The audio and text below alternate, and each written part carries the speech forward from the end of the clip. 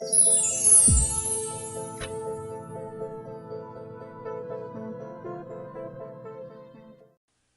welcome to another tutorial video. Now we're going to be looking at the planning of a C grade response to Part B of the AQA Modern Texts exam, literature exam.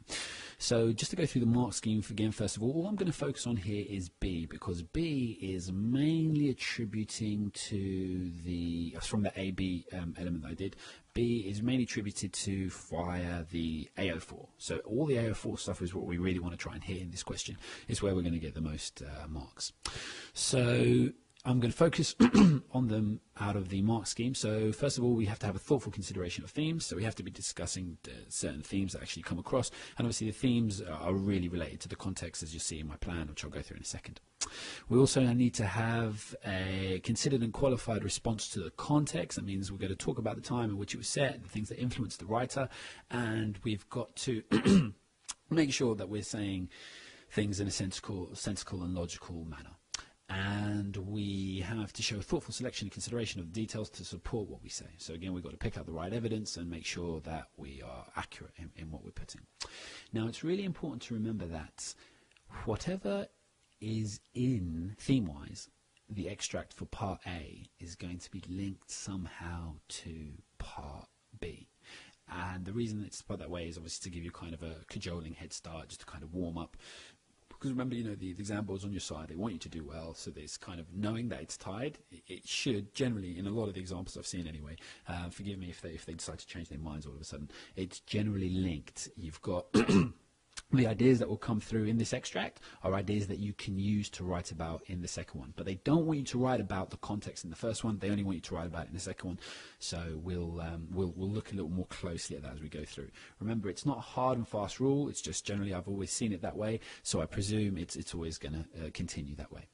Anyway, so our question is, how does Steinbeck use their relationship, George and Lenny, in the novel as a whole to convey ideas about America in the 1930s? So we have to see things about their relationship and how it becomes more, how it shows us different things about life and times in America of the 1930s. Now, how you're going to go about answering this, the basic idea of what you want to do is you want to pick a context area, and then you want to show how it's shown, or who it's shown through, should be, and the writer's intention with it. So from the relationship between George and Lenny, first thing I get to do in my context area is I fully understand that, you know, this is about the American dream and people chasing the American dream. How's it shown? Well, it's shown through George and Lenny, and the writer's intention to show how false it is and that it's a widespread fallacy, that people are generally entrapped or ensnared by the idea of the American dream, and not a lot of people get it, and that's still very relevant today. Okay, my second context area that I'm going to be looking at is the treatment of women. I use their relationship is a great vessel to actually show us the treatment of women in the 1930s, because George, who's the kind of teacher, parent figure, in his relationship with Lenny, he's always warning him off Curly's wife, telling him bad things about women, you know, reducing women to sexual objects when he talks about them in the cat houses, etc. So that's the context area that I'm talking about, the treatment of women at the time and how it wasn't very right. And how this is shown, generally through Curly's wife. In this C grade response, I'm only going to be talking about Curly's wife, but if I were to write in a higher context, you know, I'd make any other references that I could as well. And you'll see that one of the main differences between the C grade planning for this and A grade planning is just the levels of how it's shown and the nuances of the context area and the writer's intention. So here we've got 1, 2, 3.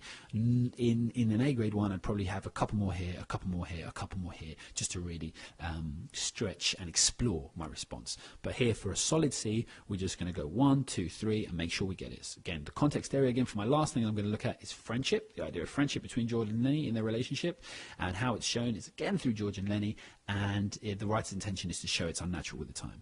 Now, just to reference what I said about this linking to section A, if we look across here, well, the American dream, well, where do I have reference to the American dream? Well, definitely I've got it in here. They always pick an extract, you know, that's very rich, so you can get a lot out of it, because obviously they want you to analyze it. In fact, with a novella like Of Mice and Men, you could pick anything and get a lot out of it. It's that good, but take my word for it. Sorry, don't take my word for it. Read the damn thing again and enjoy it more. And here we have discussion of the treatment of women. So here we have about this section here and this section here.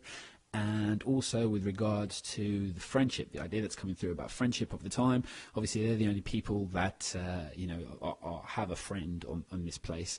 So even the fact that they're just talking at the beginning, even the fact that they're just talking, that's obviously really important, because they don't have, not many other people have that close relationship where they will be talking this way. And actually that's really stressed to us through the other examples of conversations that George has with Candy and with Slim. Both of them have, in the descriptions of how they actually go about it, they both have kind of barriers that they have to overcome.